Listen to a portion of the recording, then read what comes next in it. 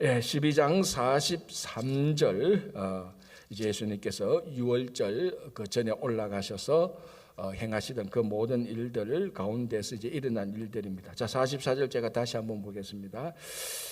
예수께서 외쳐 이르시되 나를 믿는 자는 나를 믿는 것이 아니요 나를 보내신 이를 믿는 것이며 45절 나를 보낸 자는 나를 보내신 이를 보는 것이니라. 자, 여기서 요한복음에서 계속해서 예수님께서 말씀하신 예수님의 정체성, 자기는 본인은 하나님께서 보내신 것이고, 이제 가면 갈수록 우리가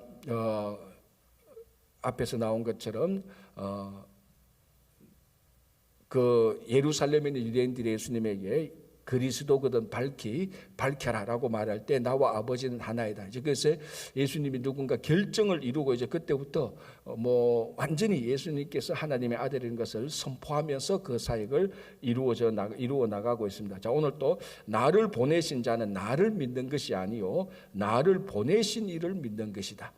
자, 자기를 믿는 것은 자기를 보내신 이를 믿는 것이다. 그건 자기하고 자기를 보내신 이가 같다는 말이죠. 이거 처음부터 끝까지 계속해서 같다라는 말을 해온 것이고, 즉 예수를 믿는다면은 하나님 아버지를 믿는 것이고, 자 이제 더 이 유대인들이 알아듣기 쉬운 말이 나옵니다. 그게 45절 나를 보는 자는 나를 보내신 이를 보는 것이다. 자, 나를 보는 자, 자 예수님을 보는 자는 누구를 보는 거라고요? 하나님을 보는 겁니다. 자, 원래대로 하면 어떤 일이 일어나야 됩니까? 죽어야 되죠. 그렇죠. 원래대로, 무슨 말, 구약의 원래대로 하면은 하나님을 보는 자는 전부 다 죽는다 그랬습니다. 그래서 우리 너무 잘 아는 대로 모세도 하나님이 자기를 그 모세도 바위 때문에 고기를 숙이고 난 다음에 하나님이 지나가고 난 뒷자락 약간을 본 거에 불과합니다. 하나님을 온전히 보면은 모세조차도 다 죽을 정도로 어떤 누구도 살아갈 수 없습니다. 그런데 그 하나님을 지금 이제 온전히 봤습니다. 이 사람들이. 그래도 한 명도 안 죽었습니다. 이거 자체가 또 은혜죠, 그죠? 자, 그런데 예수님께서 말합니다. 나를 보는 자는 하나님을 보는 것이다. 아버지를 보는 것이다. 이때부터 우리가 하나님을 온전히 볼 수 있었고 하나님을 온전히 봐도 죽지 아니한 것입니다. 예수 그리스도를 보는 자는 하나님을 보는 것입니다. 안 죽었습니다. 자, 그렇다면은 이제 우리가 하나님을 보여드리고 예수님을 보여드려야 되는 겁니다. 어떻게 하면 되죠? 우리를 통해서 사람들이 하나님을 보고 우리를 통해서 예수님을 보는 겁니다. 우리의 말이 아니고, 물론 말도 필요하죠. 정말 어렵고 힘든 사람들에게 찾아가서 진심으로 위로하는 말, 그것도 진짜로 필요하지만 그러나 그것은 부차적입니다. 사람들이 보는 것은 우리 말이 아니고 항상 우리의 실제적인 행동을 보는 겁니다. 그래서 우리의 실제적인 행동을 통하여서 세상이 하나님을 볼 수 있도록, 세상이 예수님을 볼 수 있도록 하는 것이 이 세상에 있는 우리의 사명입니다, 사실은. 그래서 이제는 우리가 이렇게 말할 줄 알아야 됩니다. 나를 보는 자는, 갑자기 겁나죠, 그죠? 갑자기 막 여러분 친구 직장에 가서 여러분 나를 보는 자는 보면 하나님을 보는 것이다. 그대로 다 볼펜 던지고 막 그럴 겁니다. 그런데 그렇게 그 정도까지는 아니지만 이렇게 나를 보면은 그래도 하나님이 어떤 분인가 조금은 알 수 있을 겁니다. 그 정도는 할 수 있잖아요. 또 그 정도는 사실 해야 됩니다. 사실 그거를 우리 입으로 말하면 안 되죠. 사람들이 우리가 저 사람을 보니까, 우리 홍길동 집사님을 보니까 교회가 어떤지 하나님이 어떤지 좀 알 것 같다. 그것만 해도 진짜 세상의 빛과 소금이 되는 겁니다. 그래서 예수님은 온전하시니까 나를 보는 자는 나를 보내신 자를 보는 것이다. 그래도 안 죽었습니다. 이제는 옆에 있는 사람들이, 직장 동료들이 우리 친구의 홍길동 집사님을 보니까, 홍길동 장로님을 보니까 교회 가고 싶은 마음이 좀 생겨. 하나님이 있는 것 같아. 최소한 예수님이 있는 것 같아. 그렇게는 되기를 바랍니다. 자, 46절 나는 빛으로 세상에 왔나니 무릇 나를 믿는 자는 어둠에 거하지 않게 하려 함이로다. 자, 이미 우리가 앞에서 예수님이 빛이라는 말은 몇 번 나왔습니다. 나는 세상의 빛이다 라고 말을 했습니다. 자, 여러분 지금은 이제 밖에 좀 이제 밝았으니까 불을 켜도 완전히 깜깜하지는 않을 겁니다. 그냥 밖에 우리가 어둠이 있을 때 여러분 댁 안에 불을 다 끄고 완전히 깜깜합니다. 자, 절대적인 어둠이 있을 때 필요한 건 딱 하나밖에 없습니다. 뭡니까? 빛밖에 없습니다. 그죠? 어둠이 있는데 인물이 잘생기면 뭐하고 옷이 좋으면 뭐합니까? 절대로 깜깜한데 밖에 음식이 좋으면 뭡니까? 절대로 깜깜하면 하나도 보지 못하는데, 절대적인 어둠 속에서는 빛만이 기준이 되는 겁니다. 다른 게 기준이 안 됩니다. 그러니까 이 어두운 세상에 예수님께서 빛으로 오셨다는 것은 이 어두운 세상에 예수 그리스도만 우리의 유일한 삶의 기준이 되는 겁니다. 그 어둠 속에서도 빛을 찾지 않고 어둠 속에서도 다른 걸 찾는 것만큼 어리석은 사람이 없죠. 다른 걸 찾는다 할지라도 빛이 있어야 되는 겁니다. 그래서 예수님께서 계시록에서 빛이라고 요한복음 1장부터 벌써 빛이 세상에 왔다. 그런데 어둠이 깨닫지 못한다. 그렇게 말씀하셨습니다. 특별히 요한복음은 전체적인 흐름이 이분법으로 사실은 좀 나누어져 있습니다. 선과 악, 하늘과 세상, 그리고 빛과 어둠. 그래서 우리는 어둠에 속한 자가, 원래 우리가 어둠에 속했는데 빛이 와서 이제 우리는 빛에 속한 자가 되고, 빛에 속한 자는 그 빛 따라가면 되는 겁니다. 그래서 여러분, 요즘 시절이 얼마나 이 코로나를 거치면서 얼마나 많은 정말 이 세상에 변화가 있었습니까? 아마 제가 봐서 진짜 최소한 지난 100년 동안 우리 인류 전체에게 짧은 시간에 이렇게 임팩트를 준 것은 이 코로나19 이전 이후는 없습니다. 그죠? 이전 이후는 없고, 이게 뭐 전쟁 때 죽었던 사람보다 더 많이 죽었지 않습니까? 그래서 이제 이렇게 급변하는 이 세상 가운데서 우리 삶은 여전히 예수 그리스도가 우리 삶의 기준이라는 것입니다. 그래서 우리 잘못하면은 정신줄로 오면은 예수가 아닌 세상의 다른 어떤 급변한 어떤 다른 것들이 전부 다 우리 삶의 기준이 되는 것입니다. 요즘 우리 젊은이들에게 삶의 기준은 인터넷입니다. 가상세계 여러분 많이 들어보죠. 메타버스 이렇게 말하는, 이제 메타버스가 가상세계를 말하는 거죠. 자기들의 삶의 모든 기준은 가상세계 안에 있고, 그 가상세계가 자기 삶의 기준이 되고, 거기서 자라면 이제 가상세계에서 자라면 자기가 진짜 잘하는 것처럼 그렇게 되어버린 세상이 되었습니다. 그러나 우리는 이게 뭐 가상세계든 현실세계든 지난 2000년이든 이 코로나 전후든 여전히 변치 않는 우리의 생명의 빛이 되신 예수 그리스도가 우리 삶의 기준이 되어야 되는 것입니다. 그래서 계속해서 빛으로 세상에 왔다라는 말입니다. 자, 47절 48절 보면은 예수님께서 이 세상에 오신 목적을 말합니다. 자, 예수님께서 이 세상에 오신 목적은 뭡니까? 우리를 구원하려 왔다. 자, 우리 먼저 요한복음 3장 17절 한번 볼까요? 앞에 있었던 요한복음 3장 17절 같은 내용인데 한번 더 읽어볼게요. 우리 앞에서 본 거. 하나님이, 요한복음 3장 17절, 하나님이 그 아들을 세상에 보내신 것은 세상을 심판하려 하심이 아니요 그로 말미암아 세상이 구원을 받게 하려 하심이라. 자, 하나님께서 독생자 예수 그리스도를 보내신 것은 심판하려고 보낸 게 아닙니다. 우리를 구원하려고 보낸 겁니다. 자, 다시 12장 보겠습니다. 다시 12장 47절 사람이 내 말을 듣고 지키지 아니할지라도 내가 그를 심판하지 않으리라. 내가 온 것은 세상을 심판하려 함이 아니요 세상을 구원하려 함이로라. 예수님께서 이 땅에 오신 것은 우리를 구원하시려고 온 것입니다. 어떻게든지 한 명이라도 하나의 영혼이라도 더 구원하시려고.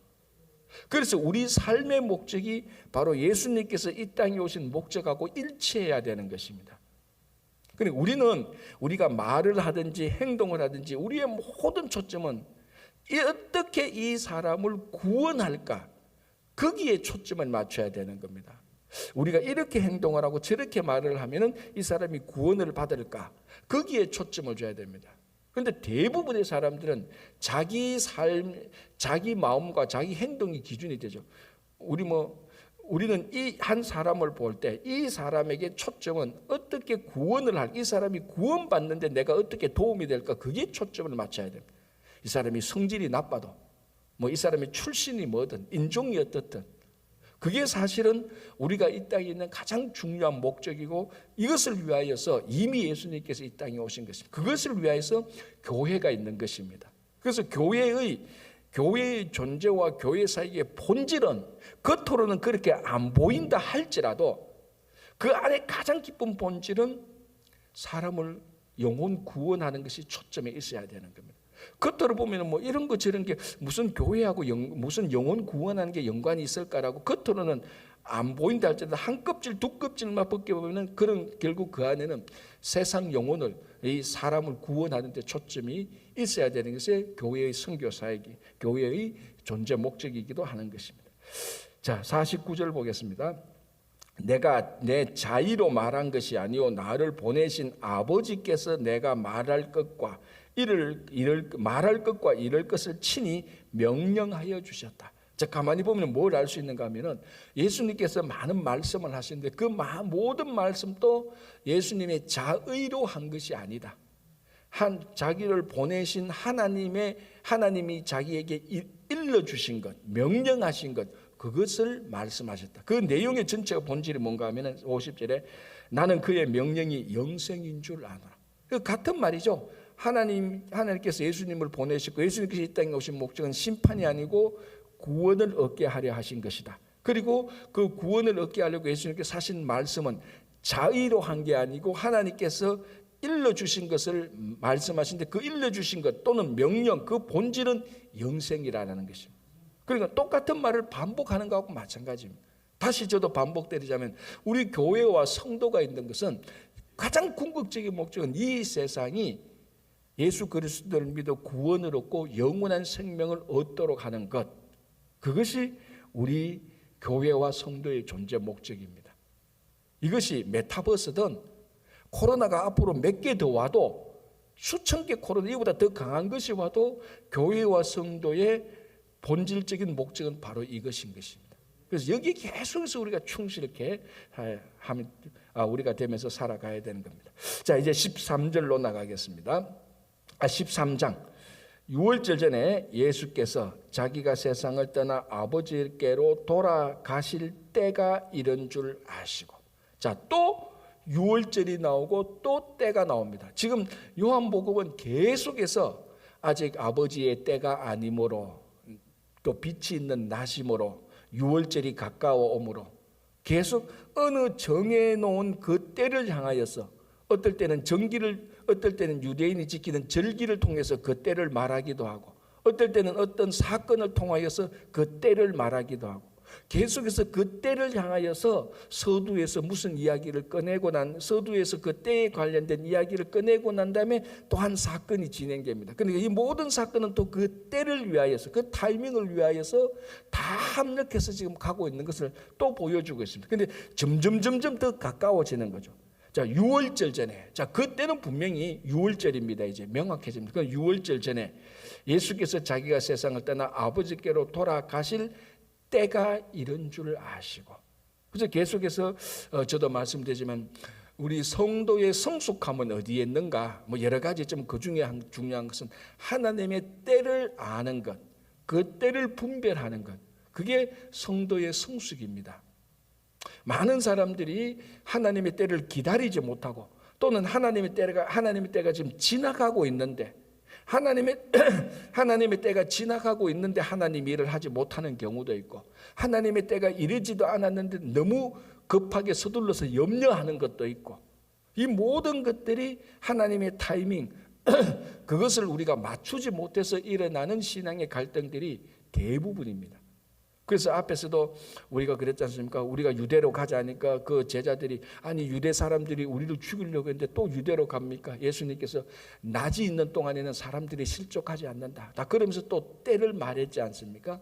지금은 낮이니까 넘어질 때가 아니다. 괜찮다. 그렇게 말한 것처럼 아직 예수님께서 유대에 가서 돌 맞아 죽을 때가 아니다. 그러니까 가도 된다. 그렇게 말했는가 하고 마찬가지입니다. 우리도 보면은 우리 신앙의 모든 그 갈등과 후회 또는 회개의 모든 것도 야 그때 내가 하나님의 일을 했었어야 되는데 라고 때를 놓친 것에 대한 후회가 있고, 아직 염려 안 해도 되는데 미리 앞당겨서 염려하는 그런 후회도 너무 많은 것입니다. 그래서 다시 한번 우리가 요한복음을 보면서 나는 하나님의 때에 맞추어서 사역을 하고 하나님의 때에 맞추어서 기다리고 있는가. 그래서 믿음과 인내가 중요한 것입니다. 자, 예수님은 완벽하게 하나님의 타이밍에 맞추어서 사역을 하고 있는 것입니다. 자, 이제 13절, 6월절 전에 예수께서 자기가 세상을 떠나 아버지께로 돌아가실 때가 이런 줄 아시고 세상에 있는 자기 사람들을 사랑하시되 끝까지 사랑한다. 자, 이게 참 여러분 세상에서 제일 어려운 것 중에 하나가 이겁니다. 끝까지 사랑하는 것. 이게 제일 어려운 것 중에 하나인 것 같아요. 처음에는 열정으로 사랑을 할 수 있는데 그 식지 않고 그 열정이 끝까지 갈 수 있는 것. 이게 참 진짜로 이게 사랑이죠. 그래서 어떻게 보면은 우리 뭐 작가들이나 뭐 사상가들이 갈 때 처음 사랑이 끝까지 가능한 것은 뭐 용방에 불과하다 이런 뭐 여러 가지 이야기들이 합니다. 그러나 예수님의 사랑은 처음이나 끝이나 변하지 않고 계속해서 끝까지 사랑하는 것. 이제 예수님의 때가 예수님께서 하나님의 때를 보고 끝까지 사랑하신 것. 그리고 우리 끝까지 충성하고 끝까지 사랑하신 것. 특별히 우리 한국 사람들이 좋아하는 건 뭡니까? 끝이 좋으면은 다 좋다. 사실은 아닌데 그죠? 그러나 우리가 느끼기에는 끝이 좋아야, 하나는 분명합니다. 끝이 좋아야 다 좋다는 건 아닐 수 있겠지만 끝이 좋아야 그 일은 좋은 일이 될 수가 있습니다. 그죠? 그래서 이게 참 우리한테 위로가 되죠. 왜? 지나간 과거에 무슨 일을 했든지 간에 지금 상황은 내 미래를 보면은, 지금 현재는 미래를 보면은 첫 시간이지만은 과거를 보면은 끝입니다. 현재라는 시간. 지금 좋으면은 과거가 다 좋은 것이 될 수 있습니다. 얼마나 편해요. 얼마나 편합니까? 과거 뭐 했던 지금이라도 바르게 하자. 그래서 현재가 좋은 겁니다. 여러분, 옛날에는 사랑 안 했다 할 때 지금 사랑하면 끝까지 사랑하는 거예요. 그리고 또 미래를 보면은 이제 여기서 멈추는 게 아니고 계속해서 또 가야 되는 겁니다. 자, 그래서 우리가 주님을 사랑하는데 끝까지 사랑하시기 바랍니다. 그렇죠? 자, 이제 중요한 사건이 이제 터지기 시작합니다. 그게 바로 예수님의 세족식 사건인데, 그 세족식 사건 일어나기 전에 이런 일이 생깁니다. 2절, 마귀가 벌써 시몬의 아들 가롯 유다의 마음에 예수를 팔려는 생각을 넣었더라. 자, 두 가지. 첫 번째, 마귀가 벌써 시몬의 아들 가롯 유다에게 예수를 팔려는 마음을, 그 마음에 그런 것을, 예수를 팔려는 생각을 넣었습니다. 그런데 이제 가롯 유다가 예수를 팔려고 행동을 하기 시작한다는 거죠. 이게 뭐하고 관련이 있습니까? 때하고 관련이 있지 않습니까? 자, 이제 예수님의 모든 사역이 합력해서 이루어지는 겁니다. 근데 벌써 사탄이 가룟 유다의 마음에 예수를 배반하는 생각을 넣었는데 행동을 못했어요. 왜? 때가 안 됐으니까.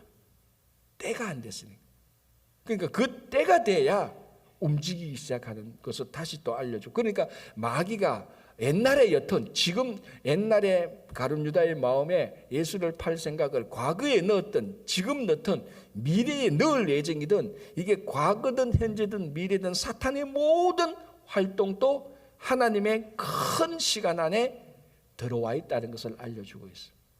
자, 또 하나는 예수를 팔 생각을 마음에 넣어두었습니다. 그래서 잠언 4장 23절이 뭔 줄 아십니까? 저는 찾아보고 왔으니까 너희 마음을 지켜라. 여기에서 생명의 근원이 난다.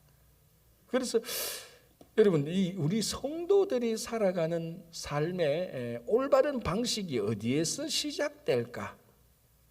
저는 많은 부분에 우리의 마음에서 시작된다고 합니다. 구체적으로 말을 하죠. 우리 한 인간을 두고 말을 하죠.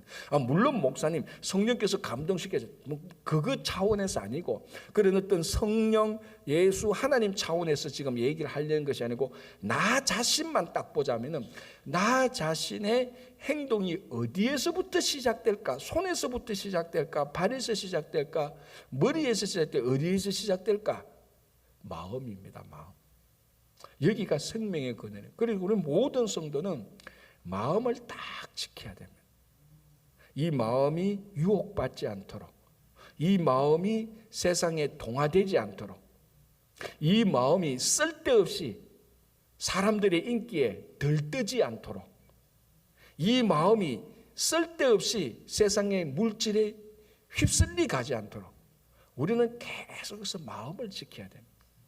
그럼 이 마음을 어떻게 지킬 것입니까?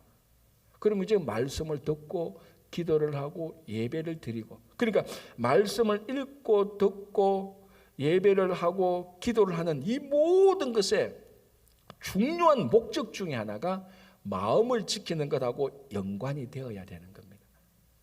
그래서 우리가 지난 한 주간 동안 세상에 일터에 나가서 이런 일 저런 일을 하고 저런 사람 만나고 저런 이런 말도 하고 저런 일을 경험하고 하면서 마음이 많이 다치기도 하고 마음이 많이 삐뚤어지기도 했을 것입니다.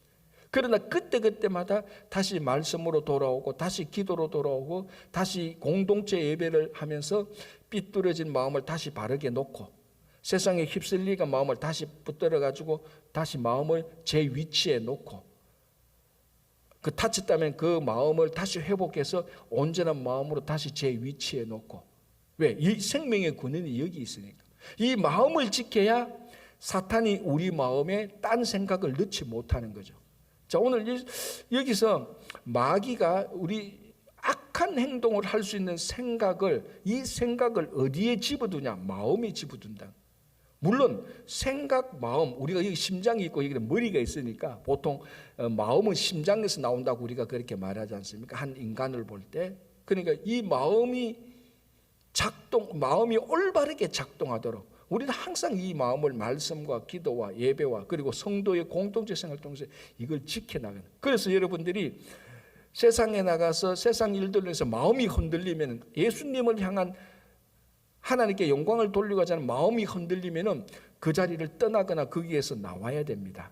우리는 마음을 지켜야 되니까. 누구하고 어떤 얘기를 하는데 이 모든 것이 보니까 교회를 해치게 되고 하나님께 영광이 되지 않는 일이 일어나고 그런 말이 일어난다. 그러면은 거기에서 나와야 됩니다. 왜? 마음을 지켜야 되니까. 거기 있다면 내 마음이 거기에 혹하고 넘어가니까. 결국 그러다 보면 그게 결국 사탄이 가룟 유다의 마음에 예수를 팔 생각을 넣는 것하고 같은 일이 계속해서 일어나는 겁니다. 그래서 이 가룟 유다의 마음에 어디에서, 그러니까 결국 사탄이 우리를 공격하는 것은 어디냐면 결국은 마음입니다.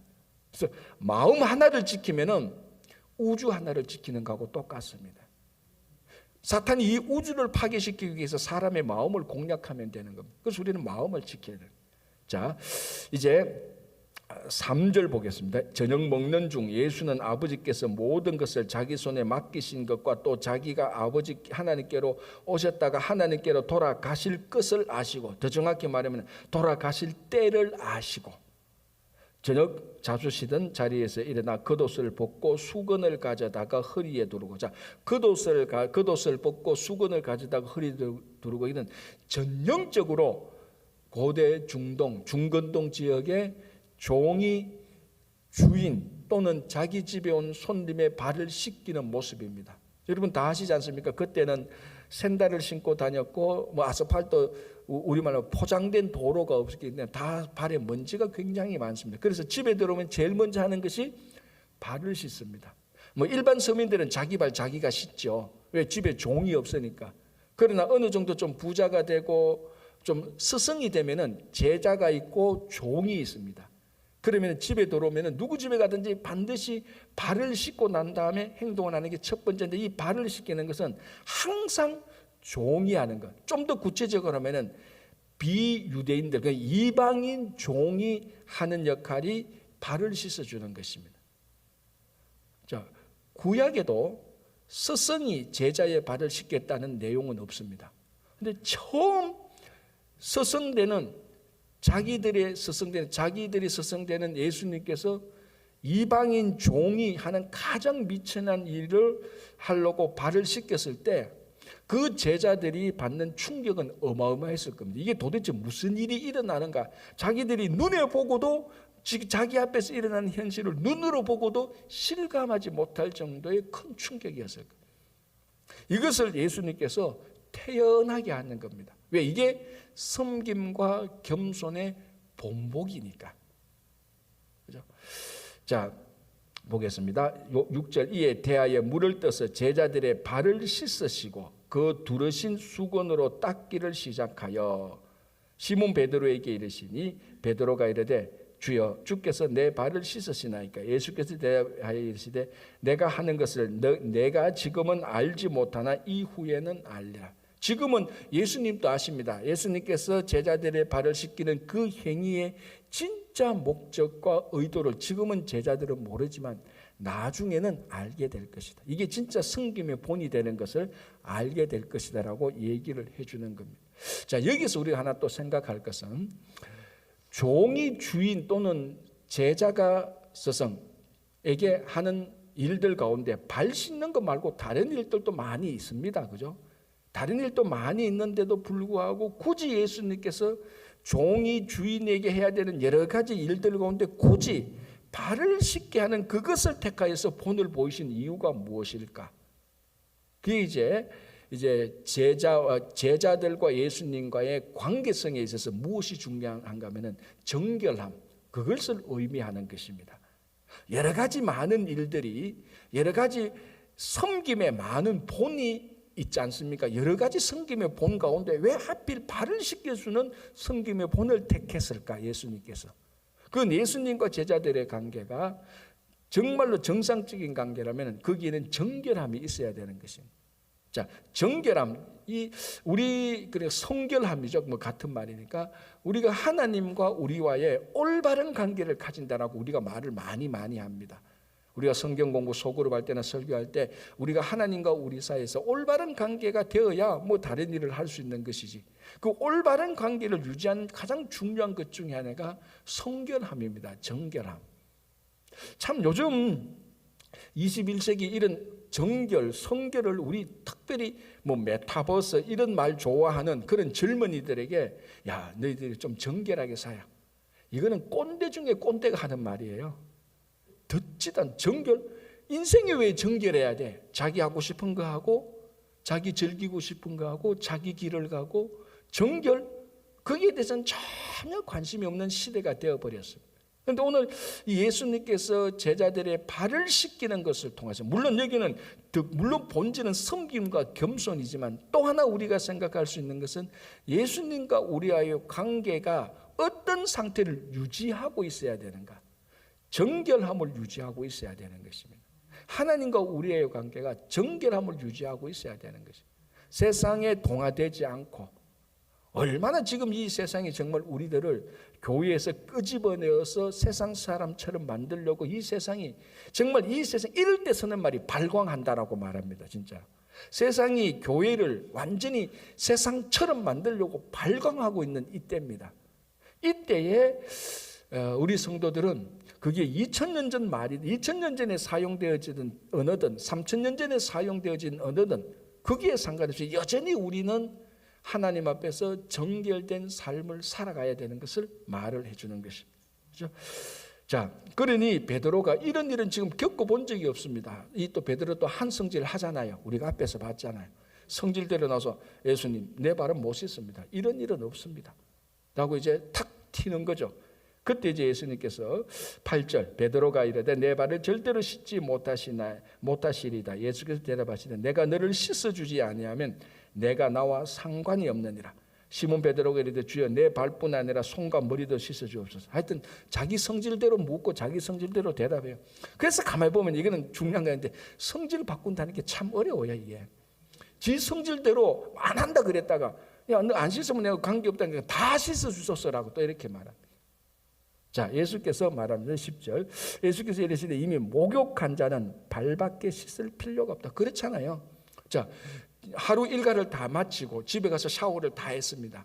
그런데 앞에 문 열고 나가서 그 정원에 뭐 떨어진 거 있어가지고 밖에 잠시 나가서 정원에 가서 휴지 하나 가지고 집에 들어왔습니다. 손만 씻으면 되잖아요. 또 샤워 또 합니까? 안 하잖아요. 그거하고 똑같은 겁니다. 그래서 여기서 이제 신앙적으로 보면 이미 목욕한 자는, 이미 그리스도를 영접하고 구원을 얻은 자는 이거하고 같습니다. 그럼에도 불구하고, 자, 여러분, 우리가 목욕을 했다 할지라도 집에서 뭐 요리를 하거나 뭐 정원을 약간 뭐 이렇게 뭐 약간 갖고 나면 손과 발에 때가 묻습니다. 그러면 손과 발만 씻으면 되는 겁니다. 예수 그리스도를 영접한 우리가 하루하루 살아가고 일주일 살면서 또 하나님께 지은 죄들이 많지 않습니까? 그걸 또 그때 회개하면 됩니다. 그때부터 또 처음부터 목욕하는 것처럼 내가 거듭났니 안 났니부터 시작, 그런 이제 일을 할 필요가 없다는 그런 관계성을 말해주는 겁니다. 그래서 자, 11절 이는, 자, 그리고 이제 이 말을 통해서 또 뭘 말하는가 하면은 예수님께서 목욕한 자는 손과 발만 씻으면 된다. 그러면 깨끗해진다라고 말하면서 다는 아니다. 자, 10절 다시 볼게요. 이미 목욕한 자는 발밖에 씻을 필요가 없느니라. 온몸이 깨끗하니라. 너희는 깨끗하나 다는 아니니라. 아주 이제 의미 있는 말들 하죠. 자, 11절 이는 자기를 팔 자가 누구인지 아심이라. 그러므로 다는 깨끗하지 아니하다 하시니라. 가룟 유다를 염두에 두고 하시는 말씀이죠. 12절 그들의 발을 씻은 후에 옷을 입으시고 다시 앉아 그들에게 이르시되 내가 너희에게 행한 것을 너희가 아느냐. 너희가 나를 선생이라 또는 주라 하니 너희 말이 옳도다. 내가 그러하다. 내가 주와 또는 선생이 되어 너희 발을 씻었으니 너희도 서로 발을 씻어주는 것이 옳으니라. 자, 이제 예수님의 명령이 납니다. 너희도 서로 발을 씻어주라. 이건 이미 앞에서 했던 말하고 다 일맥상통하죠. 높게 되고 어뜸이 되고자 하는 자는 말죄가 되고, 살고자 하는 자는 죽고, 죽고자 하는 자는 살고, 그 말하고 똑같습니다. 너희가 서로 발을 씻어주라. 섬김의 본을 말하고 있습니다. 자, 15절 내가 너희에게 행한 같이 너희도 행하게 하려 하여 본을 보였노라. 이 단어에 동그라미를 꼭 치시기 바랍니다. 본을 보였노라의 본. 이제 우리가 세상의 본이 되어야 됩니다. 본. 자, 이 본은 계속해서 말씀하신 대로 말로만 되는 것이 아니고 예수님께서 서로 발을 씻어주는 것, 행위를 말합니다. 우리 말과 행위가 세상의 본이 되어야 돼요. 이 본이라는 단어 하나를 지난 수십 년간 교회가 놓쳤기 때문에, 성도들이 본이 되는 이 단어 하나를 가슴에 새기지 못했기 때문에 오늘날 얼마나 많은 교회와 성도가 열심히 사역을 하고 있음에도 불구하고 비난을 받고 있는지 모릅니다. 제 생각에서 이 본을 보였다는 이 본자 하나를 놓쳐가지고 이걸 우리가 회복하지 못하고 이걸 찾지 못해서 지금 우리가 수없이 세상의 빛과 소금의 역할을 다 놓쳐버렸습니다. 오늘도 여러분들이 본이 되시기를 바랍니다. 그래서 여러분 오늘 집에 가시면은 거실에 본자 하나 쫙 쓰는, 한자로 쓰든지 한글로 본 딱 써놓으시기 바랍니다. 진짜로 이 단어 한 스펠링 요거 놓쳤잖아요. 본 요걸 놓쳐가지고 한국 교회가, 여러분 이번 코로나 지나면서 다 아시잖아요. 한국 갔다 오신 분들 다 아시잖아요. 우리 동기 목사님 만나보면요, 우리 이민교회보다 더 큰 위기인 것 같아요. 한국 교회가 이 코로나를 지나가면서 또 그런 사회적인 어떤 이런 상황하고 맞물려 가지고 그걸 그 코로나 탓을 하겠습니까? 저는 볼 때 코로나 탓할 거 없습니다. 이 본이라는 단어를 놓쳤던 이 탓을 해야 돼요. 우리가 본을 놓쳤구나. 세상에. 그래서 예수님께서 내가 15절 내가 너희에게 행한 같이 너희도 행하게 하려 본을 보였노라. 어떻게 보였습니까? 행위로. 자, 16절 내가 진실로 너희에게 이르노니 종이 주인보다 크지 못하고 보냄을 받은 자가 보낸 자보다 크지 못하나니. 자, 17절 너희가 이것을 알고 행하면 복이 있으리라. 자, 또 단어 안에 더 동그라미를 치십니다. 어디에? 복. 자, 본을 보였노라. 복이 있으리라. 보통 이게 예수님께서 산상수훈에서 하신 팔복하고 사실은 같은 겁니다. 세상 사람들이 말하는 복은 본 보이는 게 아니죠. 그저 많이 끌어모으고 높은 데 올라가고 사람보다 더 우월하고 내가 더 권력지고, 딱 한마디로 하면 내가 이 세상에서 출세하고 성공하는 것만 복이라고 생각하는데, 오늘 주님께서는 말씀합니다. 이것을 알고 행하면, 발을 씻는 성경과 겸손의 본을 행하면 복이 있다. 이게 이제 예수를 믿는 사람의 복이 되어야 됩니다. 우리의 복은 본입니다. 그래서 거실에 가면은 앞에는 본, 뒤에는 복 써놓으십시오. 복 있는 자는 본을 보이는 것이구나. 그래서 우리가 이 본을 놓쳤기 때문에 복을 놓친 것입니다. 본을 다시, 예수께서 보니 이 본을 다시 회복하면은 우리는 다시 복 받는 사람이 되고. 그래서 여러분들, 예수님께서 섬김의 본, 이것을 우리가 세상에 보임으로 진짜 복된 사람이 되시기를 바랍니다. 기도하겠습니다. 하나님 아버지, 감사합니다. 오늘 토요일을 맞이하면서 지난 월요일부터 금요일까지 우리가 살았던 삶을 볼 때, 우리가 직장에서, 세상에서, 가정에서 어디서나 내가 예수님의 본이 되었는지 다시 한번 되돌아봅니다. 주님, 그렇지 못하였다면 지금 이 시간부터 우리 삶의 모든 목적은 이 세상에 예수님의 본을 보이는, 그리하여서 진짜 복된 사람이 되게 하여 주시옵소서. 주님, 우리 가운데 이 장건 집사님 이하 여러 환우들, 몸이 연약하신 분들이 있습니다. 한 사람 한 사람 이 시간에도 찾아가셔서 그들을 회복시켜 주시고 치유하여 주시옵소서. 우리 가정에 우리 아주 어린 자녀들로부터 어른에 이르기까지, 우리 교회의 주일학교 유아부로부터 당의 일남 일녀 성교회까지 다 주님께서 위로해 주시고 하나님께서 복을 주시고 자기가 처해 있는 모든 그룹에서 본이 되는 성도가 되게 하여 주시옵소서. 주님, 이제 또 선머스쿨 진행 중입니다. 잘 진행되고 이 선머스쿨이 이 커뮤니티에 교회가 해야 될 귀한 본이 될 수 있도록 도와주시옵소서. 또 주일학교, 여름 성경학교와 중고등부, 청년부 여름 수련회를 준비 중에 있습니다. 준비하시는 우리 교육자들에게 함께해 주시고 이 수련회를 통하여서 우리 자녀들의 믿음이 많이 자라게 하여 주시고, 9월에 있을 선교 바자회에도 우리 선교회장님들 많이 준비하고 계시니 이 바자회를 통해서 선교가 잘 일어날 수 있도록 도와주시옵소서. 오늘도 우리가 이 아침에 기도하는 모든 기도 제목을 들어주실 줄 믿고 예수님의 이름으로 기도하옵나이다. 아멘.